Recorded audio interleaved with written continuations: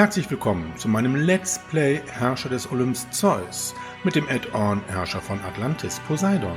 Ich bin euer Dominus und wir starten nun das Add-on des Spiels Zeus Herrscher des Olymps. Ja, dafür gehen wir hier und starten nun das Add-on Herrscher von Atlantis Poseidon. Ja, noch schnell ein Oberhaupt aussuchen, da gibt es nur eins, nämlich Dominus. Und dann sind wir auf der Maske des Add-ons und können nun hier unsere Abenteuer bestreiten. Ja, und das sind die Abenteuer von Herrscher von Atlantis Poseidon. Und das erste Abenteuer trägt den Namen Die Geburt von Atlantis. Atlas, ihr großer Vater, beabsichtigt, den Kontinent Atlantis zu einer mächtigen Nation zu machen, wie sie die Welt noch nie gesehen hat. Er hat sich an sie gewandt, damit sie ihm helfen, dieses Ziel zu erreichen. Dieses Abenteuer besteht aus 7 Heimatstadt- und 2 Kolonie-Episoden und ist relativ einfach zu bewältigen. Ja, ein einfaches Abenteuer zu Anfang mit der Gründung und Entwicklung von Atlantis. Ja, dann schauen wir mal, was man uns für die erste Episode zu sagen hat. Mein teuerstes Kind, seit langer Zeit genießt du nun die Vorzüge der Spross eines Königs zu sein. Doch jetzt ist es an der Zeit, dass du die Verantwortung übernimmst, die deine hohe Geburt verlangt. Jedem meiner 9 Brüder gebührt ein Königreich, und als Ältester habe ich geschworen, ihnen persönlich bei der Gründung ihrer eigenen Reiche hilfreich zu sein. Als erstes werde ich meinem Zwillingsbruder Gardirus helfen, seine Stadt zu erbauen. Ich überlasse es dir, während meiner Abwesenheit eine prachtvolle und mächtige Stadt in der Nähe des Berges zu errichten, wo ich geboren wurde und aufgewachsen bin. Poseidon höchst selbst hat die Wassergräben ausgehoben, die den Berg umgeben und vor Feinden beschützen. Die Stadt, die du erbaust, wird die Hauptstadt von ganz Atlantis sein. Daher solltest du darauf achten, dass sie ihrer Rolle würdig ist. Viel Glück! Die erste Episode dieses Abenteuers trägt den Namen Die Hauptstadt. Und wir müssen eine Bevölkerung von 1000 Einwohner erreichen und 500 Personen müssen in einer Wohnung der Kategorie Haus oder besser leben. Ja, das klingt jetzt nicht so schwierig. Wir selber spielen alle Abenteuer hier im Schwierigkeitsgrad Titan. Das ist schwer. Gut, ja, dann schauen wir uns die Karte einmal an. Obligatorisch gehen wir in den Pausenmodus und schauen uns bei Übersicht uns die Minimap an und dann sehen wir schon den interessanten Aufbau dieser Karte, nämlich hier in der Mitte eine kreisrunde Landmasse mit Wald und Felsen und dann konzentrische Wassergräben und auch dann wieder schmale Landmassen. Ja, die ziehen sich hier bis in den Norden, gehen wir in den Westen, haben wir hier Wildschweinrotten, viel Wald, viel Gestein. Naja, der Bauplatz ist jetzt nicht so groß, gehen wir mal Richtung Süden. Ah ja, da haben wir hier schon mal ein Marmorsteinvorkommen und wir haben natürlich in diesem Add-on auch neue Rohstoffe und Produkte, die wir herstellen können. Unter anderem hier ein Schwarzmarmorsteinbruch. Hier können wir schwarzen Marmor abbauen. Das brauchen wir für Monumente, die wir jetzt hier bauen. Also wir können in diesem Add-on nicht nur Tempel errichten, sondern auch Monumente. Ja, und hier haben wir eine sehr stark rötliche Kennzeichnung von einem Mineral. Das ist das Orchikal. Orchikal ist ein mystisches Metall, was wir hier abbauen und verarbeiten können. Dieses brauchen wir auch für das Errichten von Bauwerken und Verschönerungen. Ja, da haben wir schon mal hier 2 neue Produkte, die wir in diesem Add-on herstellen können. Gehen wir mal weiter Richtung Süden. Ja, haben wir hier jetzt die Küste. Und hier haben wir auch dann jetzt mal etwas größere zusammenhängende Landmassen, die auch hier sehr fruchtbar sind. Hier können wir Landwirtschaft, Plantagen und auch Viehzucht betreiben. So, gehen wir wieder Richtung Osten, haben wir hier Fischgründe. Ja, und hier beginnt jetzt der andere konzentrische Außenring. Auch Wildschweinrotten, fruchtbares Land. Ja, da ist wirklich eine große zusammenhängende Landmasse. Fruchtbar. Ja, hier haben wir nochmal orchikalhaltiges Gestein. Ja, und wir haben hier ganz oben im Norden unser altbekanntes kupfererzhaltiges Gestein. Hier können wir Bronze herstellen. Gut, hier ist der Immigrationspunkt. Ja, und wie gesagt, diese Landmasse ist wohl die, wo wir unsere Stadt auch gründen können. Die anderen Landmassen sind viel zu schmal.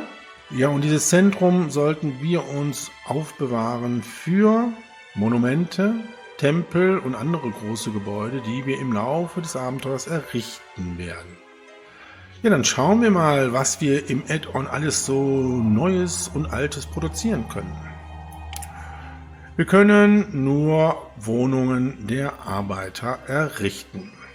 Bei der Landwirtschaft haben wir bei den Farmen die Weizenfarmen. Bei den Plantagen können wir Reben und Oliven anbauen und wir haben nun Orangenplantagen. Ja, und dementsprechend können wir auch Orangenbäume setzen, um diese entsprechend zu kultivieren. Aha, sehr interessant. Mal schauen, wofür wir Orangen brauchen. Bei Land und Meer haben wir die altbekannten Bauwerke, nämlich Fischerhafen und Jagdhof. Und bei der Viehzucht haben wir die Wollsammelstelle und den Viehhof. Hier können wir jetzt Fleisch produzieren, indem wir Rinder entsprechend im Viehhof kultivieren. Bei Vertrieb ist alles gleich geblieben. Wir haben noch keine Handelspartner. Und die Bauoptionen bei Gesundheit und Sicherheit sind auch alle gleich geblieben. Bei der Verwaltung können wir den Stadtpalast bauen und wir haben jetzt hier unter Brücken entsprechend Steinbrücken, die wir errichten können. Also nicht mehr diese einfachen Holzstege, sondern jetzt tatsächlich massive Bauwerke. Ja, und das ist jetzt neu beim Add-on Poseidon. Wir haben hier keinen Kulturreiter mehr. Der ist jetzt ausgetauscht und ist jetzt ein Wissenschaftsreiter. Hier haben wir alle Bauwerke, die der Wissenschaft angehören. Und wir haben hier die Bibliothek. Und hier bei Astronomie können wir jetzt das Observatorium bauen und die Universität. Die Universität wählt die Gelehrten aus, die dann das Observatorium entsprechend betreiben. Gut, es gibt aber auch noch Erfinder und Kuratoren, da kommen wir später dazu, wenn diese Bauoptionen freigeschaltet sind. Bei der Mythologie haben wir keine Bauwerke zu errichten. Wir können allerdings mal gucken, welche Götter uns wohlgesonnen sind und welche feindlich. Wir gehen hier auf die Lupe. Also wir können Poseidon, Apoll, Artemis, Aphrodite, Hephaistos und Hades verehren. Unsere feindlichen Götter sind Demeter, Hermes, Dionysos und Hera. Und hier haben wir einen neuen Gott in diesem Add-on, nämlich Hera. Es gibt noch einen zweiten Gott, den wir dann irgendwann verehren können. Das ist Atlas.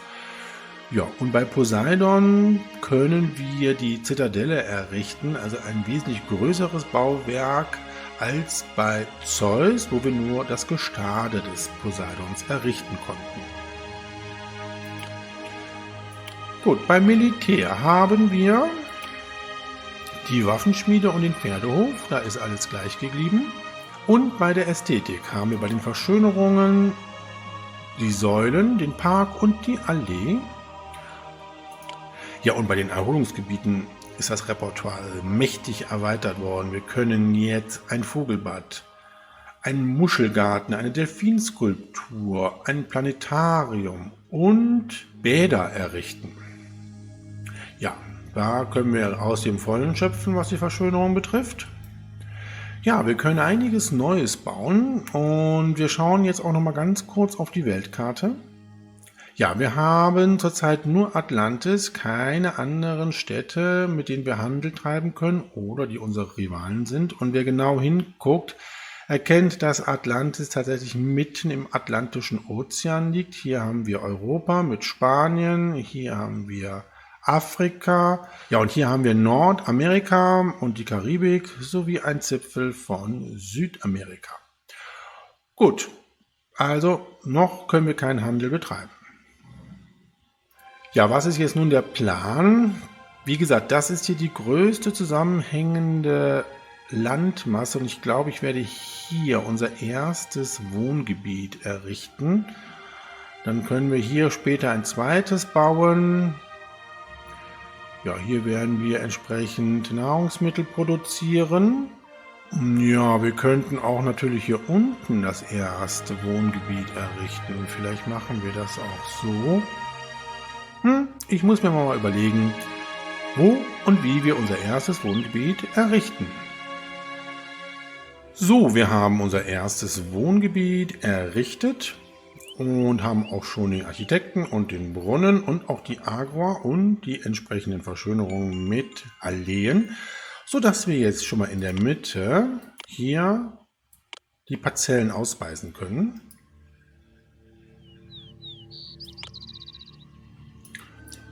So, und wir können auch hier noch Parzellen ausweisen, das passt. So, und hier gehen wir auch bis hierhin, das passt auch. So, das reicht aber, glaube ich, jetzt erstmal. Den Pausenmodus können wir aufheben. Und auch hier gehen wir natürlich in Gewerbe und schalten bei der Arbeitsverteilung die Priorität bei Gesundheit und Sicherheit auf hoch. So, und dann warten wir jetzt auf die entsprechenden Mitarbeiter. Ja, ich weiß. Ja, ganz von Norden kommen sie jetzt, machen sich auf den Weg zu unserem Wohngebiet. Da können wir jetzt noch ein bisschen warten. Sie erfreuen sich einer mittelmäßigen Beliebtheit. Naja, gut. Das sollte sich aber bald ändern. So, ja, wir können jede Menge Nahrungsmittel herstellen. Ich glaube, hier habe ich mich verzählt. Kann das sein?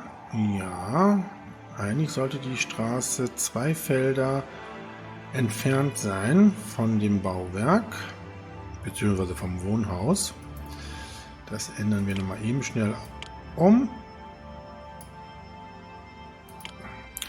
Wir sind zwar ein bisschen hier in das fruchtbare Gebiet hineingegangen mit unserer Bebauung, aber ich glaube, das ist jetzt nicht ganz so dramatisch. Ja, ich denke, ich werde ein paar Weizenfarmen bauen und auch ein paar Jagdhöfe und Fischerhäfen. Dann haben wir schon mal eine gute Versorgung. Wir haben ja hier entsprechend, das sind jetzt glaube ich Rehe, oder? Ja, also wir haben Wildschweine und Rehe. Ja, solange jetzt hier unsere Bürger die Parzellen besiedeln, sollten wir doch schon mal hier entsprechend die Verbindung der einzelnen Landmassen durchführen. Also hier zum Beispiel können wir hoch, ja, und auch hier und hier und hier. Noch woanders? Ne, hier hinten glaube ich nicht. Da müssen wir mal drehen. Nein. Hier auch nicht. Gut, dann sollten wir hier auch entsprechend die Verbindung bauen. Da brauchen wir was noch eine Brücke zu bauen. So.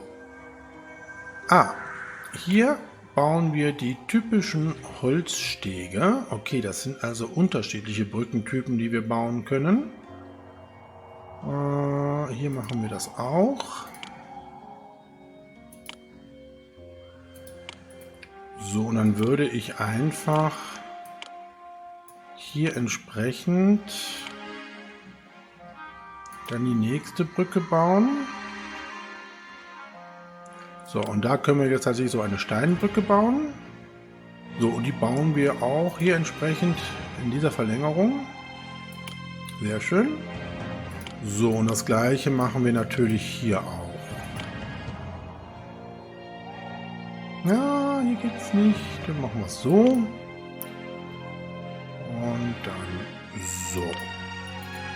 Gut, dann haben wir die Verbindung hier schon mal sichergestellt. Ja, und in der Zwischenzeit sind auch hier jede Menge neue Bürger eingezogen. Wir fangen mit der Nahrungsmittelversorgung an. Wir bauen mal hier Weizenfarmen auf. Ja, 3 Stück. Und wir haben mittlerweile schon 100 Personen in unserer Stadt. So, und dann möchte ich hier... hier würde ich eigentlich gerne das Silo bauen. Und die Warenlager dafür. So. Dieses Warenlager wird nachher Wolle annehmen. Und dieses hier später Olivenöl.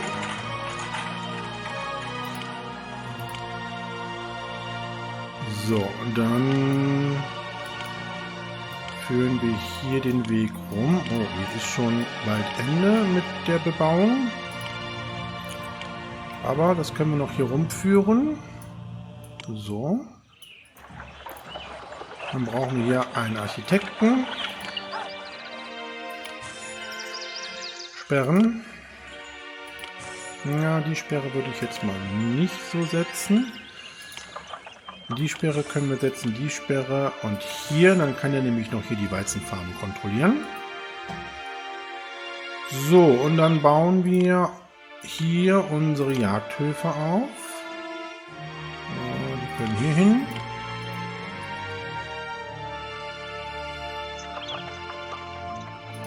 So, und ich wollte noch ein paar Fischerhäfen bauen. Dann führen wir doch die Straße schon mal so.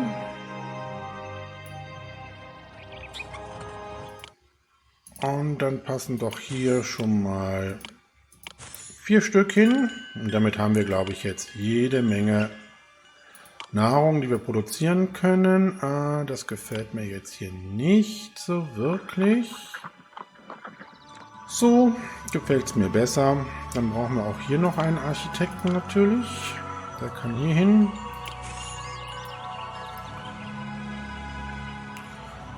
So, wie sieht der Arbeitsmarkt aus? Ach ja, okay, da brauchen wir noch jede Menge neue Bürger. Wir haben ein bisschen Weizen im Silo. Wir können schon mal die Lebensmittelhändler bauen.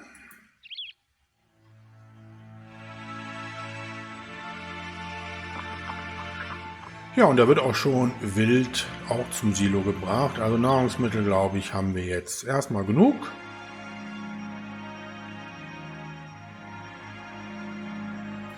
So, ich habe die Straße schon mal hier so ein bisschen rausgezogen. Das können wir, glaube ich, noch ein bisschen erweitern. So. Wir müssen ja irgendwie hier zu diesen vorkommen, um hier Orikal entsprechend abzubauen. Ja, und später müssen wir hier auch noch unsere Bronze abbauen. Und momentan müssen wir, glaube ich, erstmal dafür sorgen, dass wir hier entsprechend unsere Wohngebäude weiterentwickeln, was auch gerade schon passiert.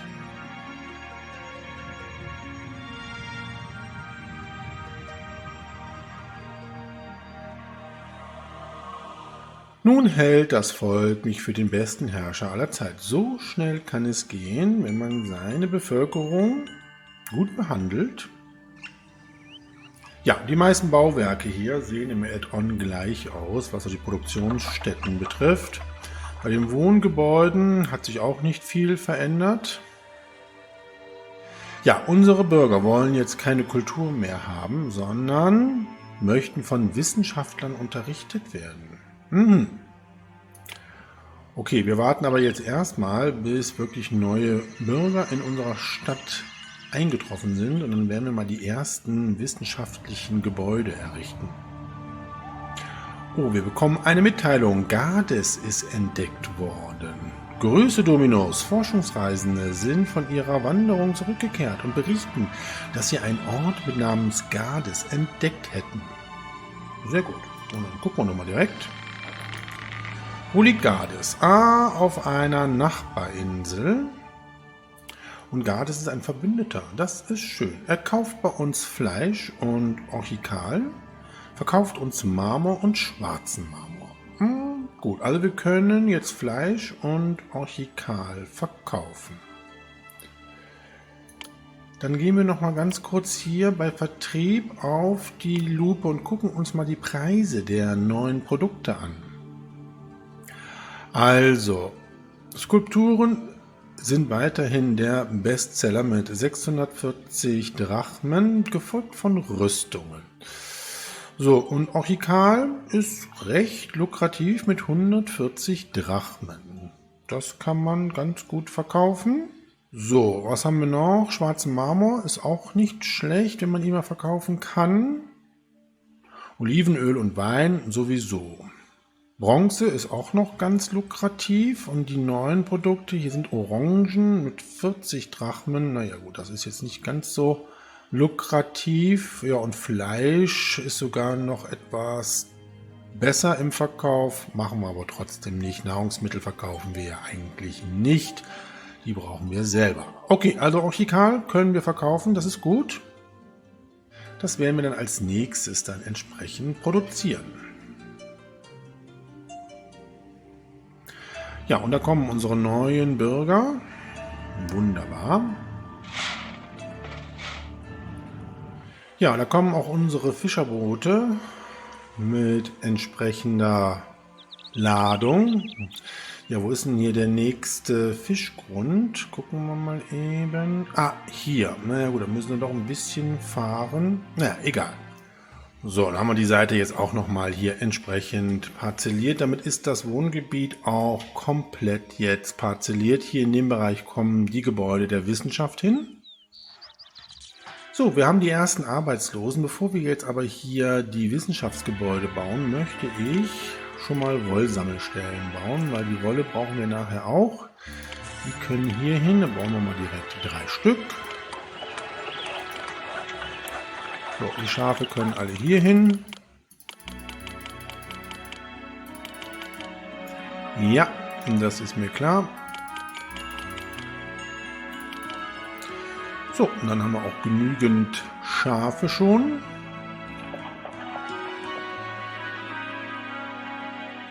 So, ich denke mir mal, jetzt können wir tatsächlich das erste Mal wissenschaftliche Gebäude errichten. Ja, und wir haben hier die Bibliothek, die wir errichten können. Da brauchen wir nur ein Bauwerk zu errichten. Das ist so gleich wie das Gymnasium bei Zeus. Ich möchte aber doch vorher die Klinik bauen.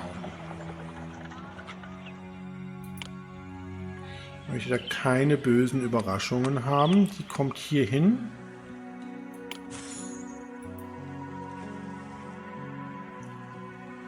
So, jetzt können wir endlich hier, bevor wir hier was bauen, haben wir schon 500 Personen in unserer Stadt Atlantis.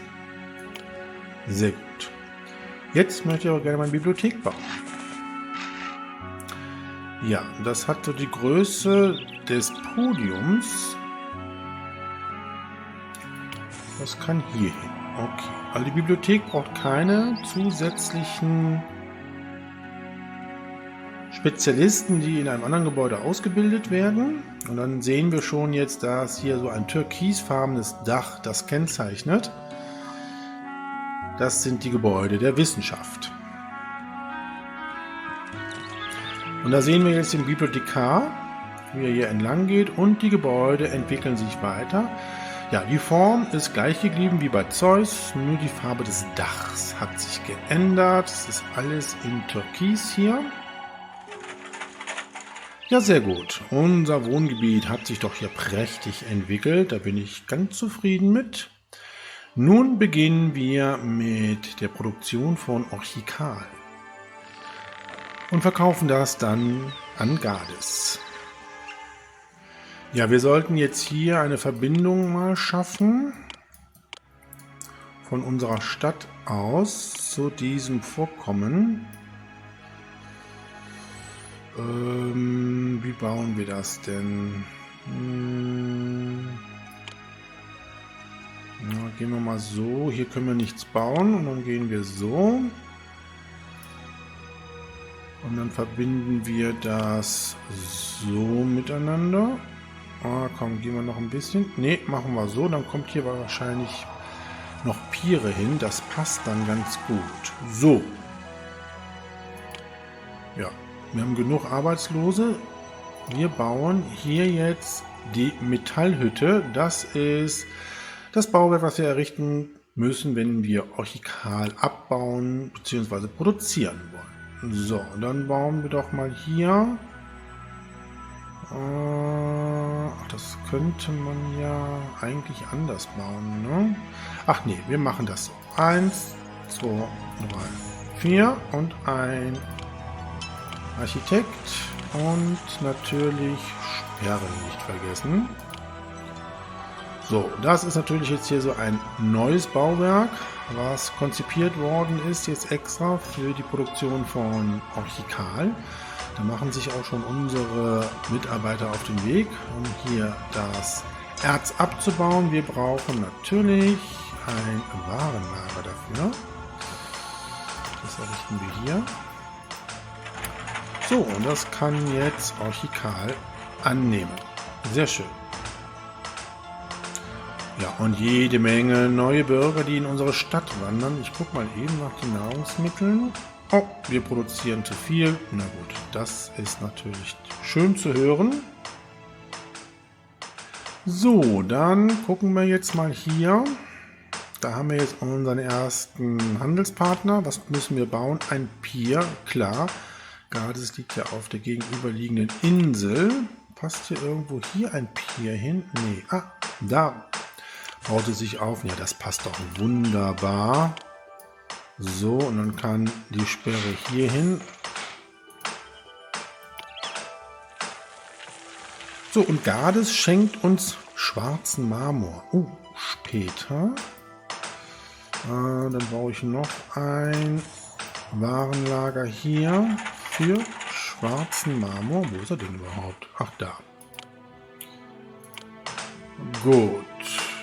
So, ich muss aber noch hier bei unserem Handelspartner entsprechend einstellen, dass wir Orchikal verkaufen.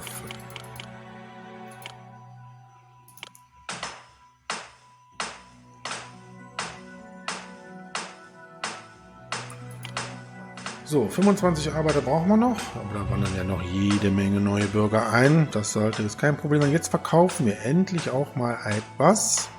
Das Silo ist gefüllt, wunderbar. Ja, wir nehmen den schwarzen Marmor an. 7 Einheiten, vielen Dank. So, und unsere Bürger wollen jetzt Wolle haben. Okay. Gut, da sehe ich aber gerade, werden die ersten Schafe geschoren. Das ist sehr gut. Und dann wird auch schon die erste Wolle zum Warenlager gebracht. Das ist aber jetzt doof eingestellt, weil hier sind jetzt die Wollsammelstellen. Das ändern wir nochmal eben kurz um. Da kommt jetzt hier die Wolle hin. Und hier machen wir das auf leere. So. Ja, sehr schön.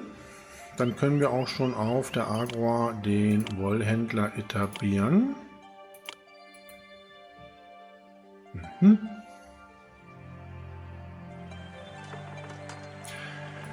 Ja, das ist natürlich die Frage. Also Fleisch. Es gibt keine Unterteilung zwischen das Fleisch, was vom Jagdhof produziert wird, und das, was bei den Viehhöfen produziert wird.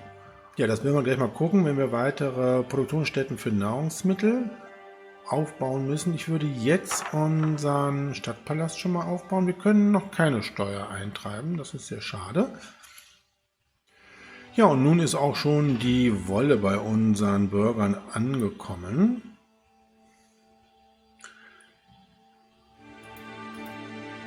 Das ist jetzt entsprechend die Ausbaustufe, die wir erreichen müssen.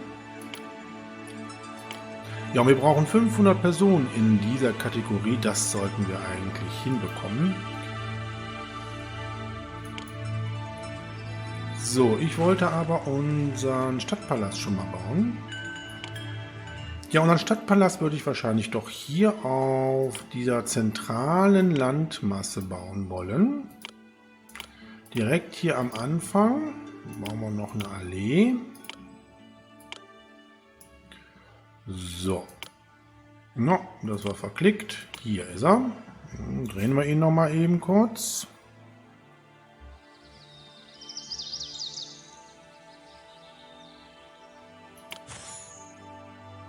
Sehr gut. So, einmal hier rum.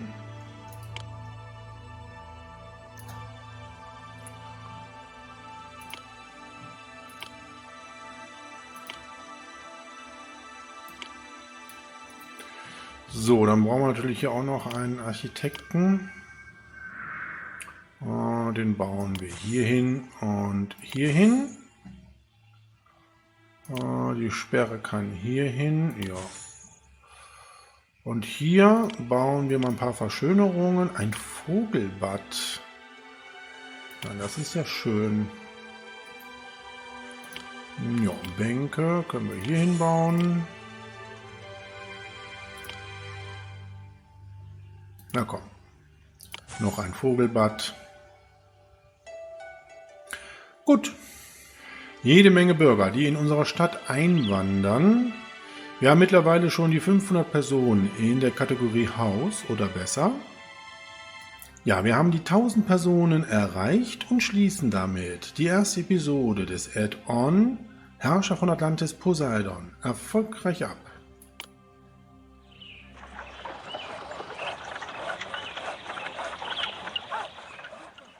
Neuigkeiten über deine Fortschritte in der Stadt Atlantis haben sich bis zu mir hier in Gades herumgesprochen.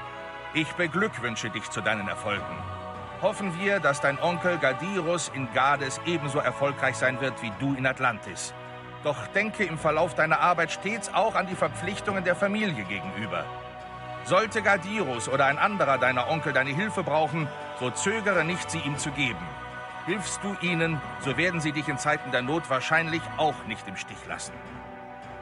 Erfolgreich haben wir jetzt die erste Episode des Abenteuers Die Geburt von Atlantis, des Add-on Herrscher von Atlantis Poseidon erfolgreich abgeschlossen. Ja, und die nächste Episode trägt den Namen Alle großen und größeren Geschöpfe.